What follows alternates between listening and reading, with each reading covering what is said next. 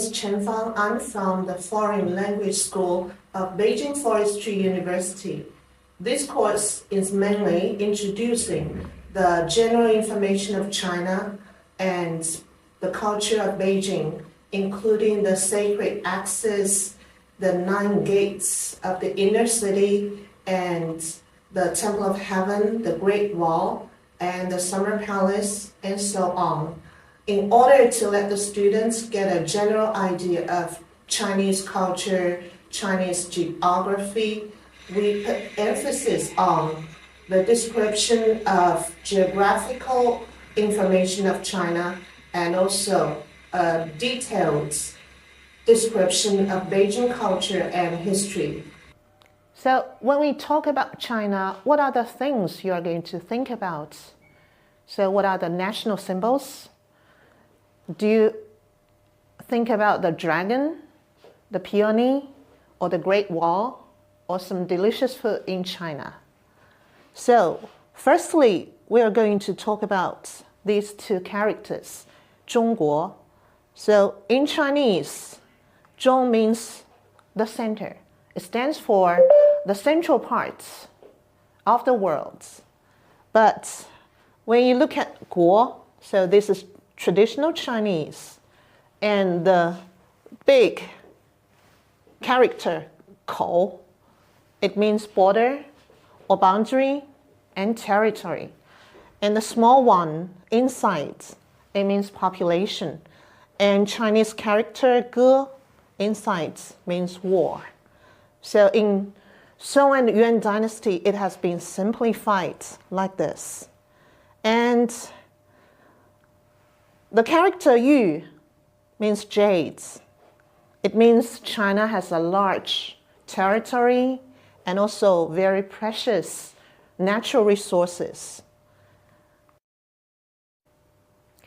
China is a country with a lot of people. So the population of China is 1.4 billion, which makes her the largest population all around the world. So as for the nationalities of China, we have 56 nationalities, and Han nationality accounts for around 92% of the whole people, and the other 8% belongs to the minority nationality. So why does Han people address itself as Han people? It is related to Han dynasty, and its first emperor was originally known as king of the region of Hanzhong. And also, we Chinese people have some nicknames. Firstly, we can call ourselves the descendants of the Yan and Huang emperors, the descendants of the dragon, and Huaxia Zicun, as well as Tangren. Yan Huang Zicun is related to a kind of legend of Emperor Yan and Emperor Huang. So they have had a kind of battle in ancient time. Finally, Emperor Huang has been successful, and Huangdi is revered as the founder of the Chinese civilization. So that's why we are called descendants of Yan and Huang. And for Huaxia people, it comes from the works 左传. 夏, it has the meaning of grand, to signify the ceremonial etiquette of China. And Hua has meaning of illustrious, to show that Chinese people like wearing the beautiful clothing.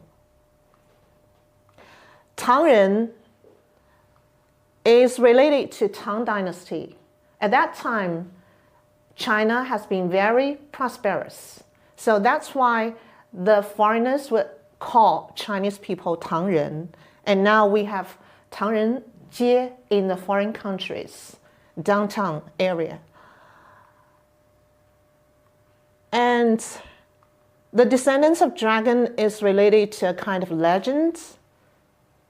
So the dragon is a legendary kind of creature, and it is different from the Western culture. So in Western culture, the dragon would spray fire, while in Chinese culture, the dragon just spray water. And also in Western country, dragon stands for evilness, while in China, we mean that dragon will bring us good luck.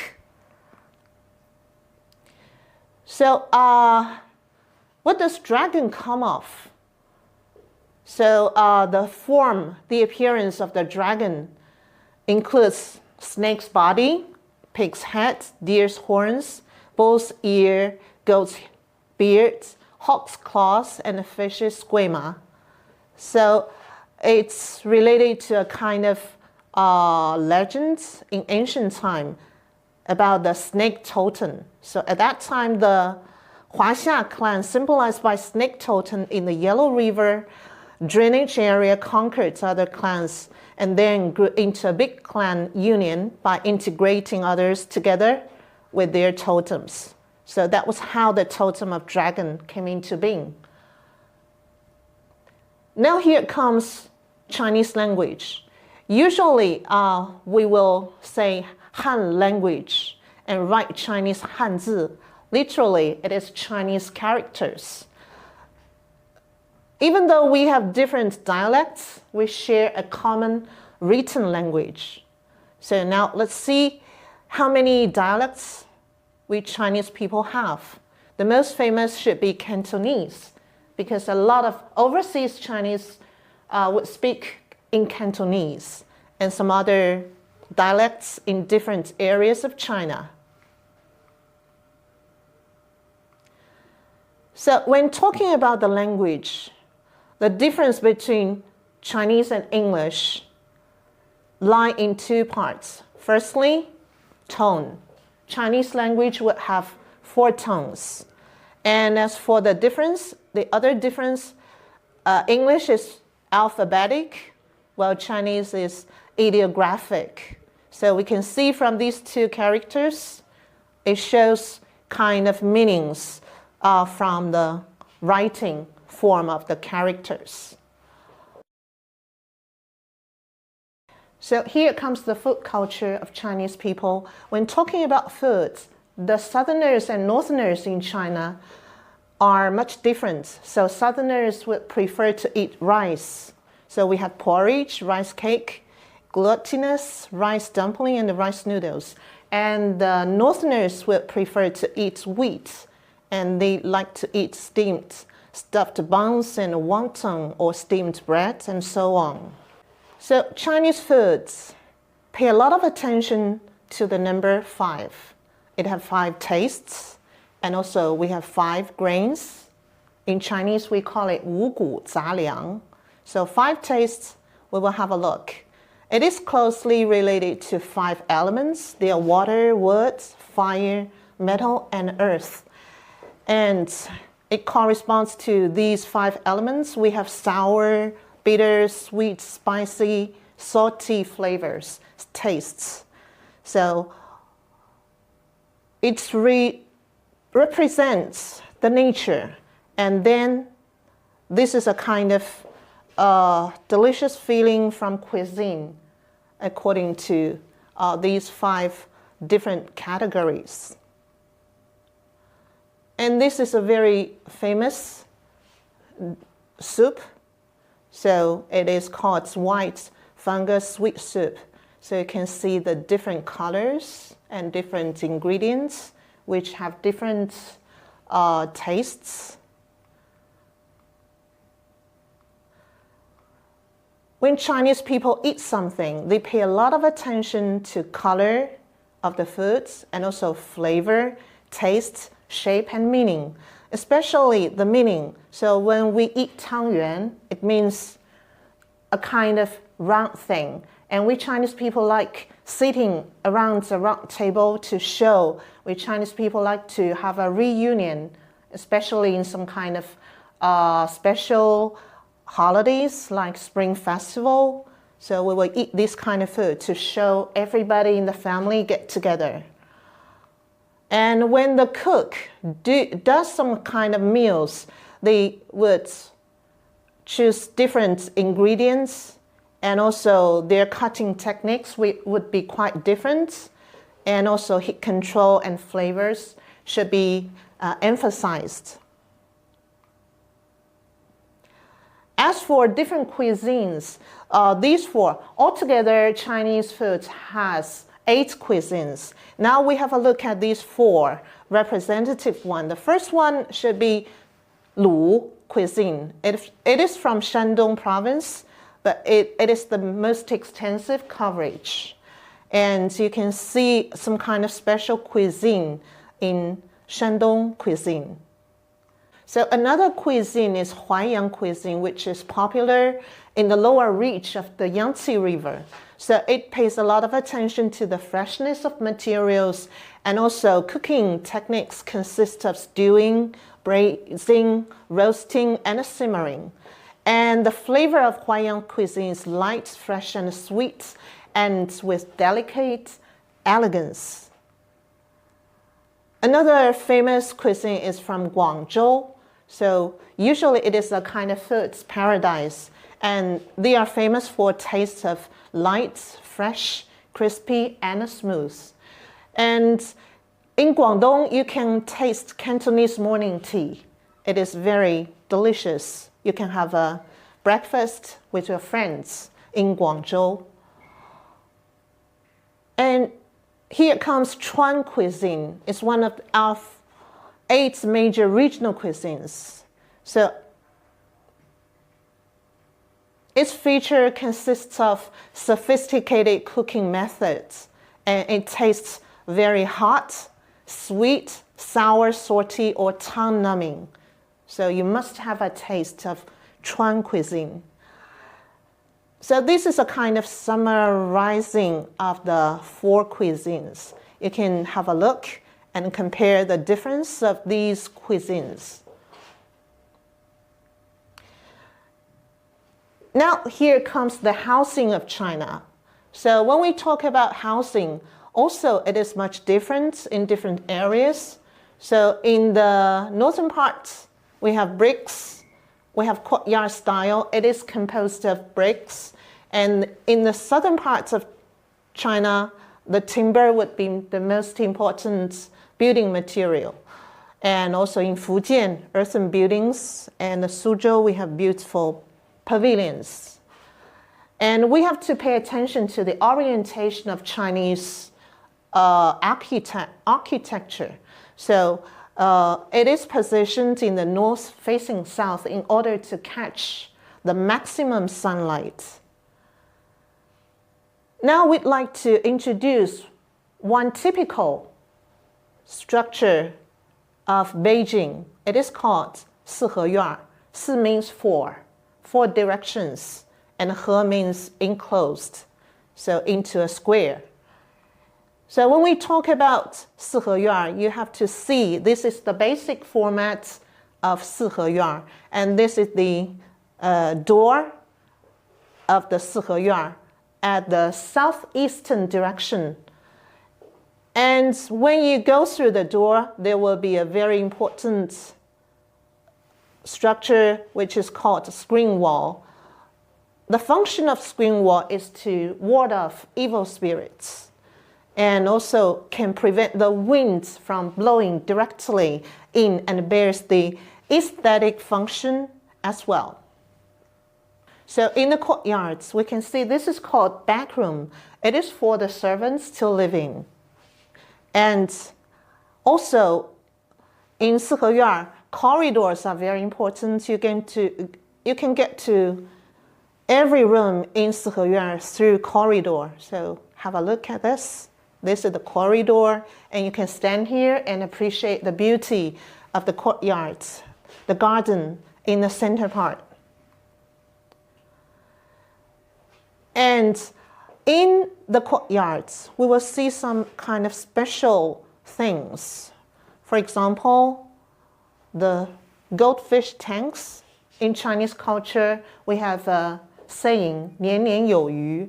So the people would like to have this kind of goldfish tanks to show their kind of prosperity of this family. And also different plants and flowers like plum and date trees. So date tree means you will have a lot of descendants. And also Chinese flowering, crab apple, pomegranate, and so on. So there's an old saying, pergola, fish bowls, and guava trees, family tutors, fat dogs, and fat girl, is a vivid portrayal of the old capital's will of life, a life with happiness knowing no bounds. And in the courtyards, the most important structure should be the principal room, which lies in the center of the inner courtyards. And it is often used by the master, the senior people of the house. And the corner room is on both sides of the principal room, which look like ears of the principal room, would be used as a kind of storage space. And the rear room is a kind of place which emphasizes the privacy a lot. So usually the women and ladies of the house would live there. Sometimes it can be used by servants. And the host who is wealthy will also build the rear room for the second floor, calling it the rear building. Now, whenever we talk about clothing, which are quite special in Chinese culture, so usually nowadays a lot of people would wear Western style clothes. Only on some kind of ceremonial occasions they would dress qipao, which is from a modified dress code of the Manchus. So you just have a look. Very beautiful, right? Now we'd like to introduce some kind of national treasures. So this one is a very lovely animal, panda. So it is a kind of national treasure, but not too many pandas are alive. Only 1,000 survive in the wilds, and they mainly lived in Sichuan province. So Chinese medicine can be regarded as another national treasure. It is also related to the 5 elements, and we can see some of the traditional Chinese medicine types, and you can name them. So can you name some of them? The first one is Chinese herbal medicine, and then acupuncture, qigong, cupping, and moxibustion, and also guasha. So traditional Chinese medicine treatments includes 4 methods. So they are observing, especially the tongue, to see whether there's something wrong with your body. And also they would hear or smell and ask you some of the things to predict what kind of symptoms you have. And finally they would touch, or you can say they would palpate, especially the pulse.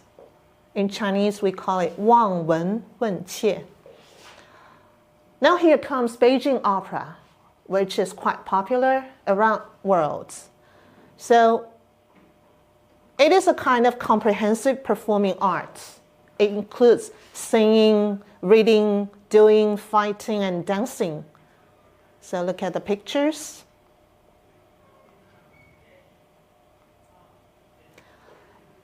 And it includes 4 main roles. Sheng stands for young people, young males. Dan represents young female. Jing, male roles, especially for some kind of judges. And clown, Chou. So as for Jing and Chou, they would wear some kind of facial patterns. And when they wear facial patterns, you have to see they have different colors, right? So different colors stand for different characters. For example, red signifies honesty, probity, courage, and bravery.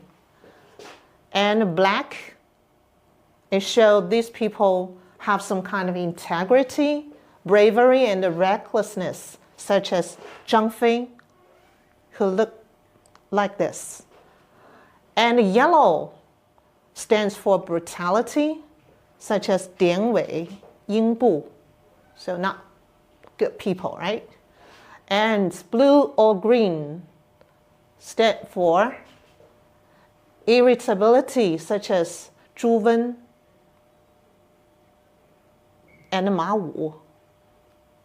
So when we listen to some kind of Peking opera, we will see in ancient time, females are not allowed to perform. So a lot of female roles would be performed by some kind of male performers. So these four people are quite famous, especially Mei Lanfang, who has been a very popular celebrity in this field.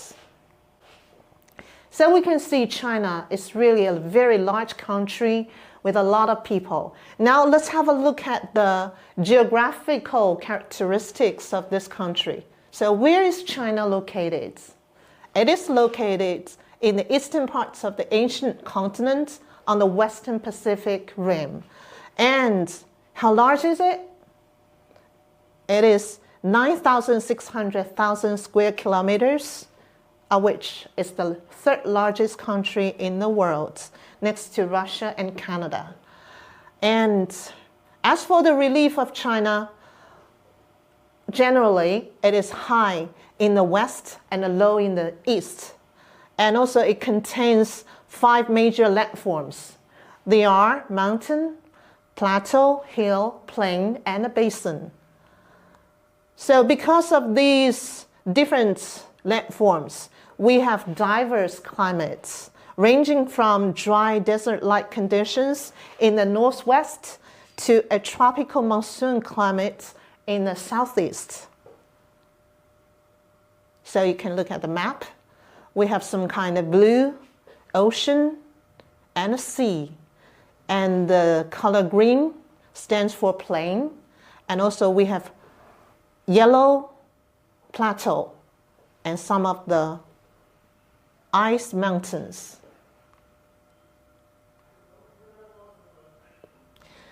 So the different landforms are divided in this way because of their difference in altitudes. So for example, hill, its altitude is below 500 meters. So the 4 plateaus include Qinghai Tibet Plateau, Inner Mongolia Plateau, Loess Plateau, and the Yunnan Guizhou Plateau. And the basins, Zhangge Basin, Tarim Basin, Chaidam Basin, and Sichuan Basin. 都不知道那个对不对. And the plains include the northeastern plain, the North China Plain, and the middle lower Yangtze Plain. Generally speaking, the landform in China is high in the west and low in the east. And all these landforms divide the whole China into 3 steps. So these are the 3 steps in the map. And Beijing also has a nickname. It is 4 and 9 city. So why is it that?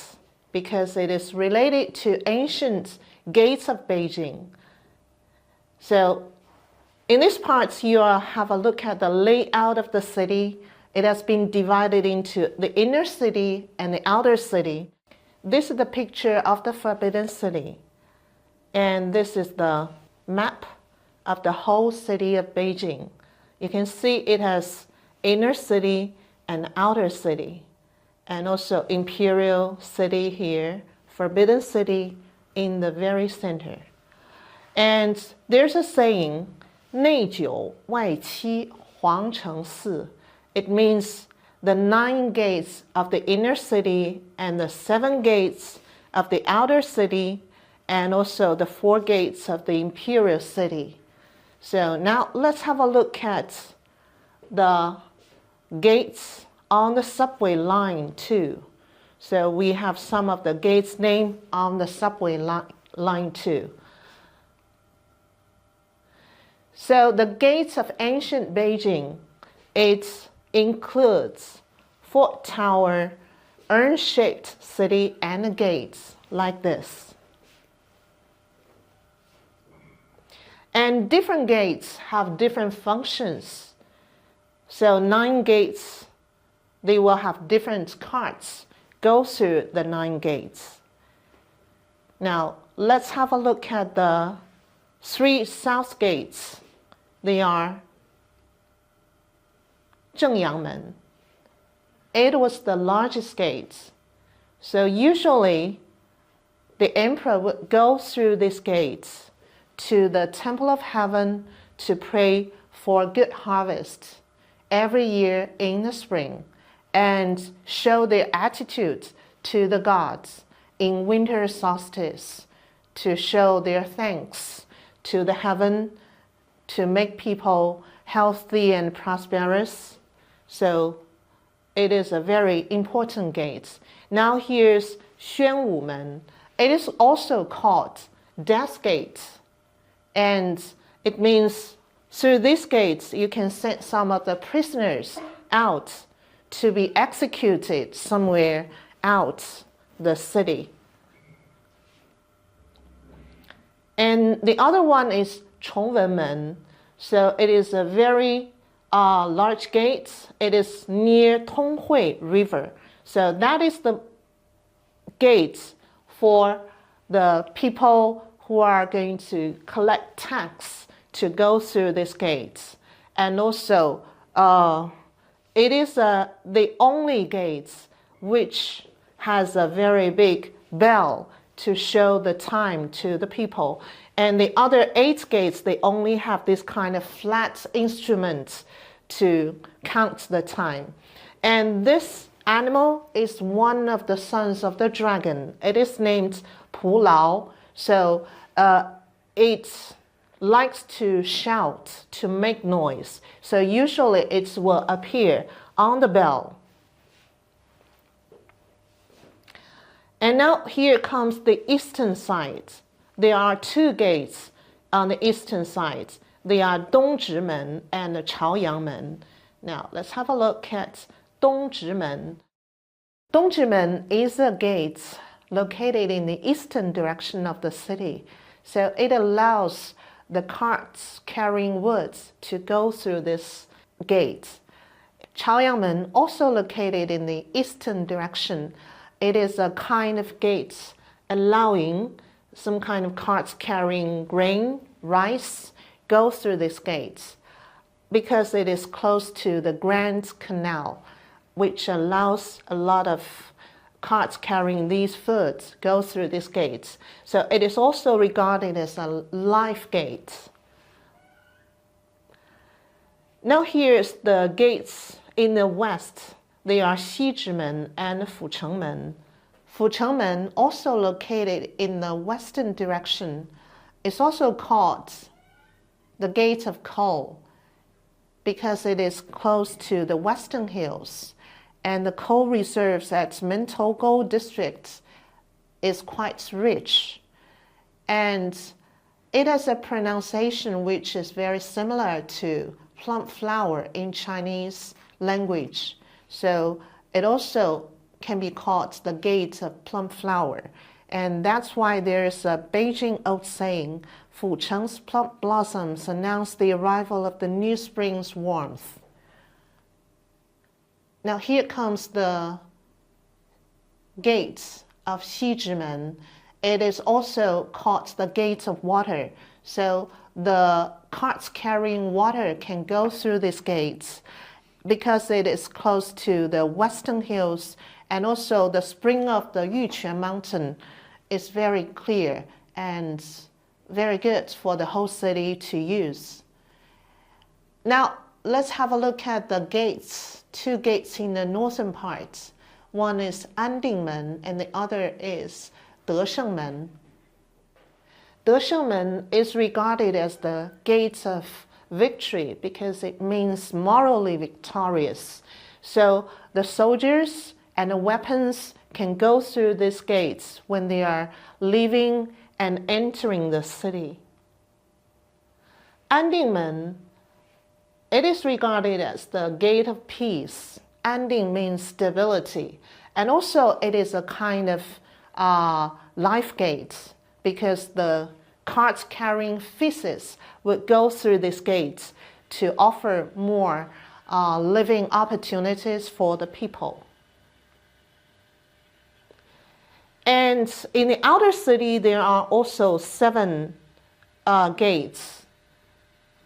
So they are 广安门、广渠门、左安门、右安门、永定门、西便门 and 东便门. So among these 7 gates, Yongdingmen would be the most important one, because it is the starting point of the central axis. So that means eternal stability, the gate of eternal stability.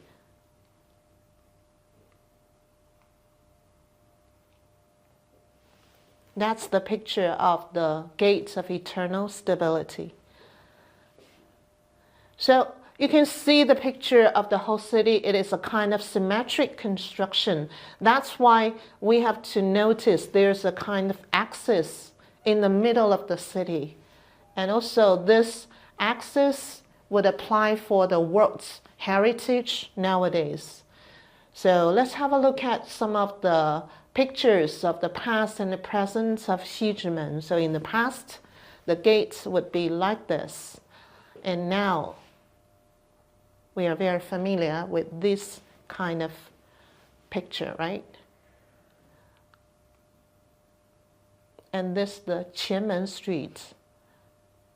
So now let's get a brief review of the whole gates. The largest gates would be Zhengyangmen, and the gates of coal would be Fuchengmen. Gate of peace would be Andingmen, and gate for taxes would be Chongwenmen, and gate of woods would be Dongzhimen. Life gates would be Chaoyangmen. Gate of water would be Xizhimen. Gate of death, Xuanwumen.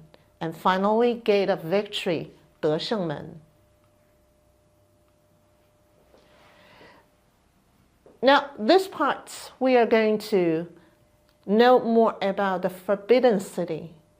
So the Forbidden City is also called the Palace Museum. So originally it was named the Forbidden City, Zijincheng. So this is by an emperor in history to show the general geographic condition of Beijing city. So why it is set as a kind of a capital city.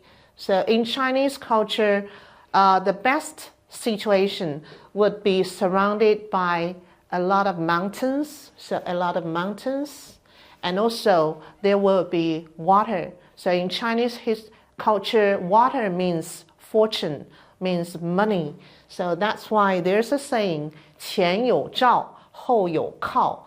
And then this is a very good situation, good place for you to live.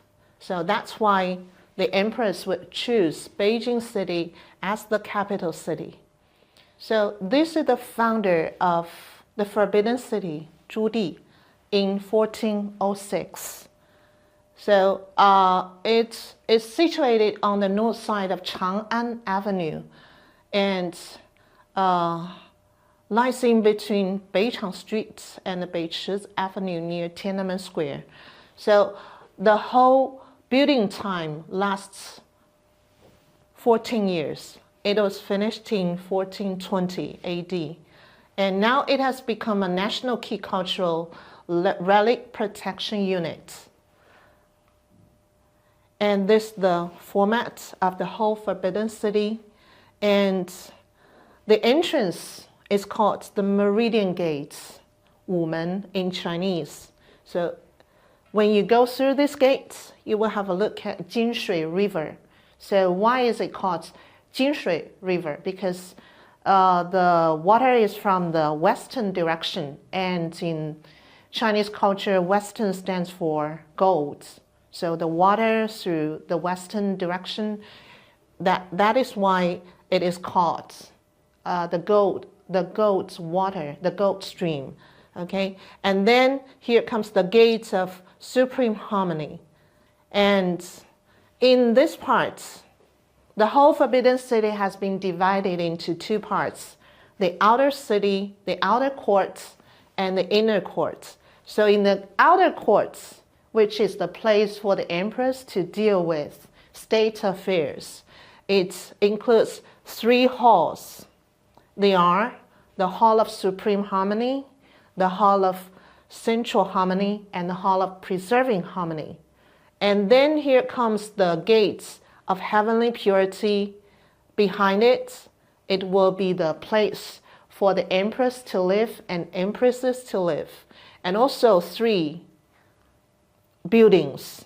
The first one is Palace of Heavenly Purity, and then the Delivery Thai Temple also can be called the Hall of Unity. It was built not at the same time. And then Kunning Gong also can be called the Palace of Earthly Tranquility, which is resided by the empresses. And then it comes the Imperial Garden for the empress to relax, to appreciate the beauty of the flowers. And then the exit is called the Gate of Divine Might. After that is Jingshan Hill. So also there's a kind of mountain behind and water in the front. It coincides with feng shui in Chinese culture. So the Forbidden City is on the axis, and it is very important building along this. So it can be seen very clearly. There will be some kind of contours of a dragon. There will be a land dragon and also water dragon. So 2 dragon line. So from this picture, we can see clearly the axis. On the axis, this is the starting point of the axis, the gates of eternal stability, and the ending point of the ancient axis would be the bell tower. And along the axis, we can see a lot of important structures or gates. For example, Zhengyangmen is on the axis, and Tiananmen, and then the Forbidden City, and Jingshan, and then Drum Tower and the Bell Tower. Now, the axis has been lasted to the northern parts of Beijing City, the Olympic Forest Park, and also in the southern parts of Beijing City, the Daxing Airport is the new starting point. So the ancient axis is around 7.8 kilometers long, and now it has been lasted longer. So let's have a look at the outer courts of the Forbidden City. The Hall of Supreme Harmony is the place for the empress to meet the ministers. And this is the place for him to take a rest before he's going to have the dawn audience. And the Hall of Preserving Harmony is the place for taking the imperial examinations. And when we are talking about this kind of buildings, structures of ancient China, we can never avoid talking about the 5 elements. So they are wood, fire, earth, gold, and water. So each element corresponds different colors or smells or some kind of things we need to pay more attention.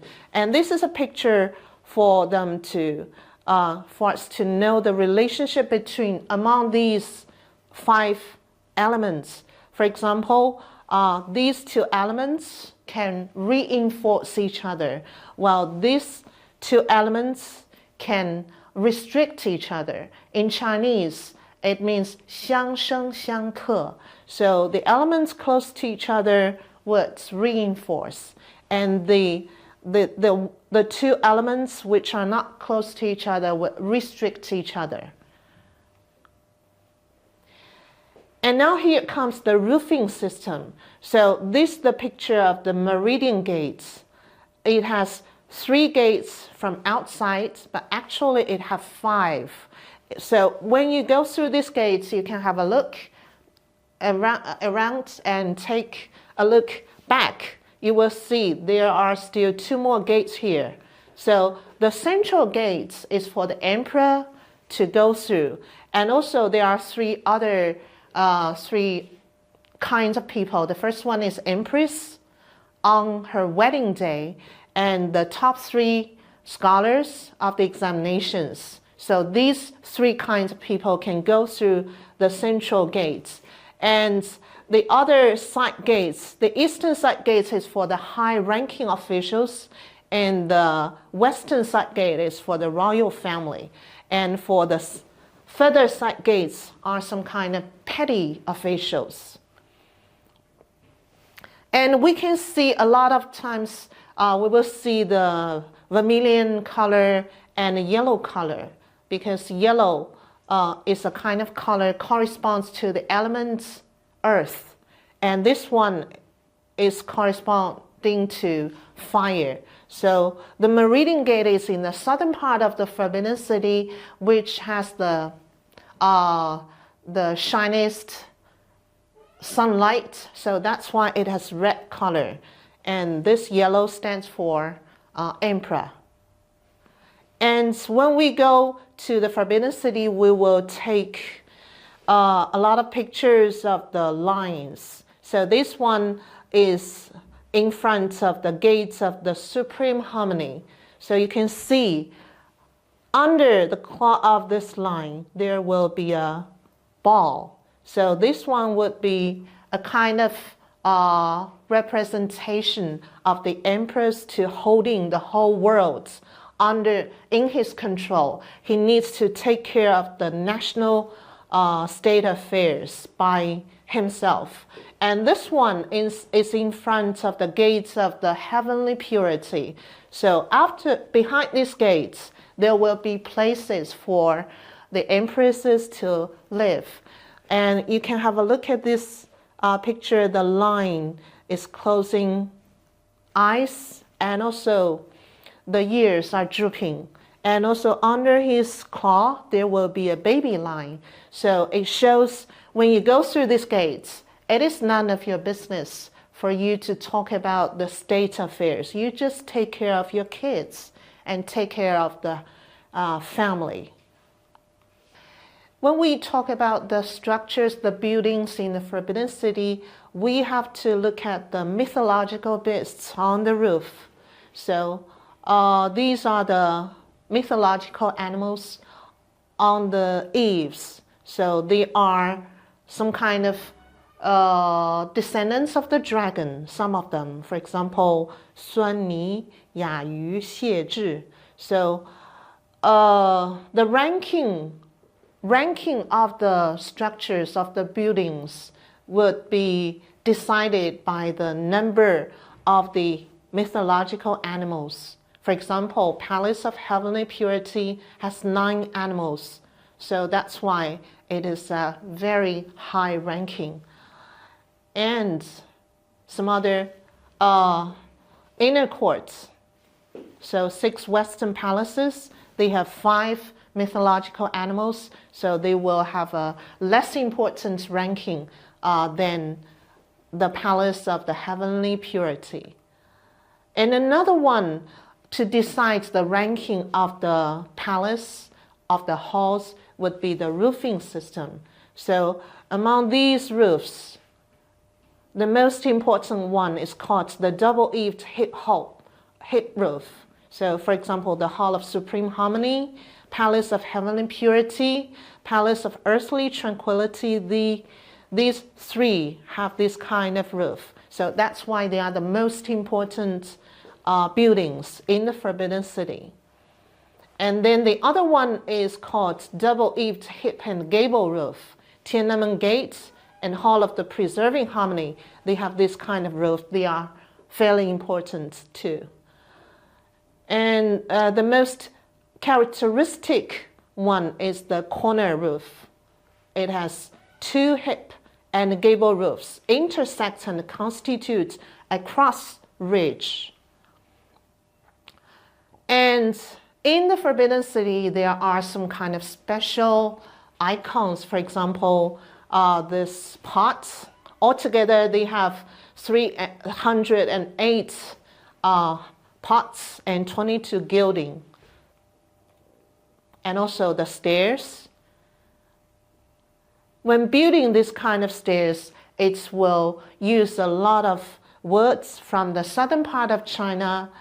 So that's why they need a lot of people to go inside the forest to get the woods, and a lot of people would die because of this. And also, a very important characteristics of the Forbidden City is in the halls and the palaces, they will use this kind of bricks. So it is also called golden bricks. It is not Beijing. So in Chinese, we can say 金砖, but not 金砖, because it is not very easy to make this kind of brick. And when it is, there are two sayings why it's called golden brick. The first one, it is because of the quality, and the second one is because of its price. So that's why this is the real one in the museum. So we can see after so many years of building, it can be still like this. So that's all the introduction of the whole China's general information and also the Beijing culture. Thank you.